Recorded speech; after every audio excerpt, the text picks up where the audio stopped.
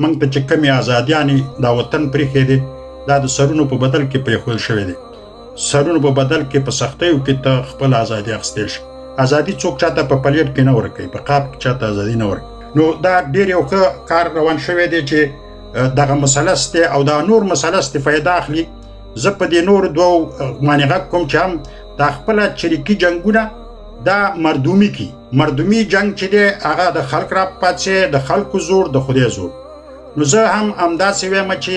دغه د پښتونستان د آزادولو دپاره چې څوک کار کوي، د بلوچستان دپاره دوی باید دا چریکي جنګ نه دغه جنګ د غواړي مردومي شي.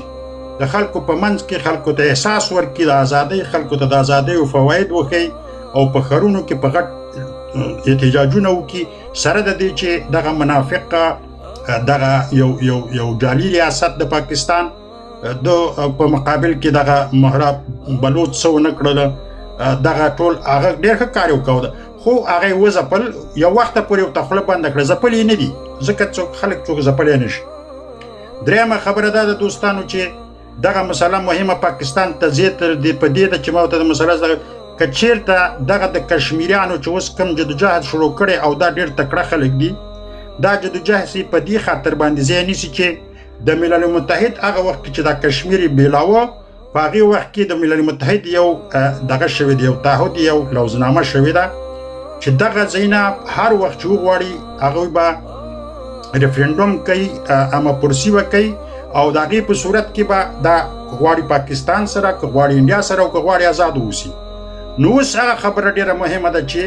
دوی پاکستان ته زور ورکړی چې دا د ملل متحد هغه کم چې دوی ورته چغه وایي چې د ملل متحد په تعهدونو دي دغه مسلال شي، هغه همغې خواته روانه ده، خو د دوی په زیان کې ده.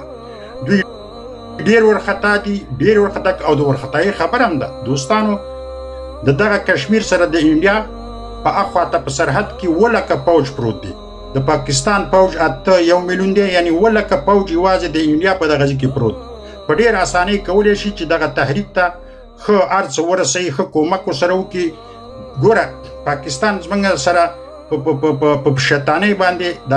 دا د پاکستان د وجې موږ وکړل چې هلته پراته وو، دا موږ دا 2 امپراتورۍ ماتې کړي. نو دغلته چې دا کم کشمیریان دي دا ډېر مهم دي دوستان. خبرې اوږدېږي او بله خبره دا ده چې کشمیر خلک تکړه خلک دي، لکه مخکې چې پاچا کموالي ویلې په اروپا کې، په امریکا کې، اوس په اروپا کې دومره مظاهرې شروع کړي دي او دوی 50 کسه شاوخوا په ټوله اروپا کې په پارلمنټ کې غړي لري، د اروپایي پارلمنټ غړي دي. دوستانو دا خبره مهمه ده، 50 دوی د اروپایي پارلمنټ کې کشمیریان دي. او بله خبره پکې مهمه دا ده چې دوی داسې کار او دومره پیسې لري چې بله ورځ اعلان کړی دی چې 11 کروړه دغه ډي آی جي چې چا مړ کړه، 11 کروړه دغلته چې کم کمیشنر دی دا چا مړ کړه، او په هر یو دغه باندې 5 کروړه چې دا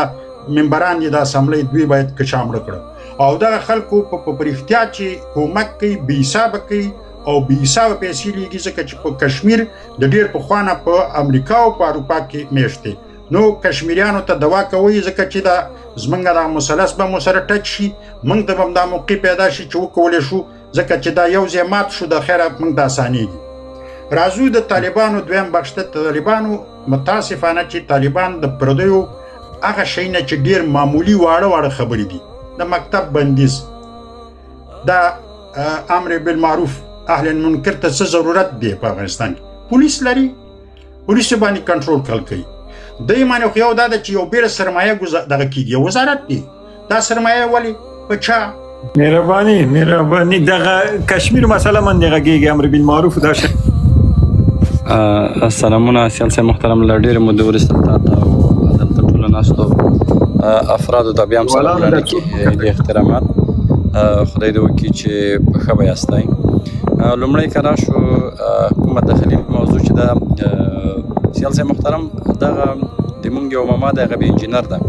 بیا د کابل په پوهنتون کې تقریبا د نن نه تقریبا یو 25 تقریبا کاله مخکې زده کړې کولې. پرې درځم په همدې موضوع درځم. نو هغې سره بیا یو چا بحث شروع کړی او بیا ورته ویلي وو چې مثلا په دغه شریعت کې خو چې شریعت ورور ته حق ډېر ورکړی دی ولې خور ته یې ولې نه ورکوو ځکه چې په یو ورور باندې د دوه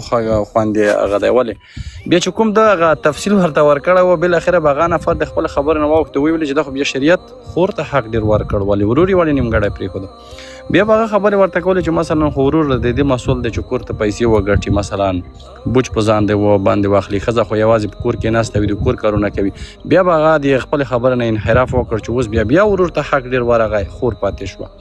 بالاخره اوس ما هدف د دې خبرې نه دغه و چې په هرات کې چې کومه پیښه شوې ده داسې مونږ او تاسې باید ونه وایو چې یوازې پلار اچوو په اوسني نظام باندې بار کو چې بس یوازې دا نیمګړتیاوې دا لري یعنی مثلا تیر جمهوریت نه درلودې نه د دین د مثال نه ما یوازینی هدف دغه و چې ډېر داسې مشکلات و چې په جمهوریت کې و جریان یې درلوده او برحال اوس هم ډېر مشکلات شته چې عامه عمارت یې هم لري مونږ او تاسو باید سالمه نیوکه سالمه غوښتنه باید ولرو نه داسې نن سبا نړۍ دې حد ته رسېدلې د سیال صاحب محترم په ځای د دې چې حاکم په تن کې محکوم په تن له داسې یو زیري پالیسۍ نه کار اخلي چې په دې وطن کې بې اتفاقي بې اتحادي اوج ته ورسېږي مونږ او تاسو باید د خپل مغز نه کار واخلو له خپل عقل نه باید کار واخلو ولې د یو چا خبرې ومنو ولې حتما دومره په یو کور کې جنجالونه راځي دغه باید وزغمو مونږ او تاسو او د حل لاره ورته پیدا کړو له هغې نه وروسته مثلا که مونږ او تاسو د کشمیر مسله یاد وکړو په عموما کې ما ډېر دا خبره ځوروي او غوسه هم ډېره راولي چې د کوزه پښتونخوا مونږ او تاسو ورته ورونه هم وایو او په مجموع کې دوی مونږ ورونه دي نه دوی ډېر د بې غیرتوب قانون ځان ته خپل کړی دی په دوی باندې چې یو لږ څه فشار د کوز دولت نه راشي یوازې چیغه وایي چې په افغانستان کې زموږ ورونه چې دي د کرښې خواته دغه فرضي کرښه چې ده د کرغړنه کرښه چې ده د دې نه دې خواته چې اوسېږي مونږ یې یادوي ولې د مونږ ملاتړ نه کوي ولې زموږ سره درېږي نه ولې مونږ حمایه کوي نه برحال د دې چې په افغانستان کې د 20 کاله هر څوک ودرېدل هر څوک وځورېدل هر څوک په ټوټه ټوټه باندې بدل شول یو څوک 10,000 کیلومتره لرې راځي په زور اشغال کوي دلته ایته په قانون کې لاسوهنه کوي ولې موږ د شکایت ولې ونه کړ چې د فرضي کرغړنې کرښې خواته چې کوزه پښتونخوا نومیږي هغه د موږ ملاتړ نه کوي ولې دلته ځوانان ټوټه نه شول ولې دلته میندې کونډې نه شوې ولې بچیان یتیمان نه شو خو هغه د کوزې پښتونخوا کوم کرغړن قانون چې دی د هغې ګوډاکیان دي هم د دې پاکستان د فوج هغه منافق ترین قانون په ځان باندې مني او مونږ نه دوی ګیرا کوي نو برحال السلام علیکم ورحمت الله په دې هیله چې روغ جوړ وي ټولو ملمنو ته اوریدونکو ته نیک هیلې او سلامونه که چېرته مانه څوک مخکې تاسو هغې ته نوبت ورکړئ سیال صاحب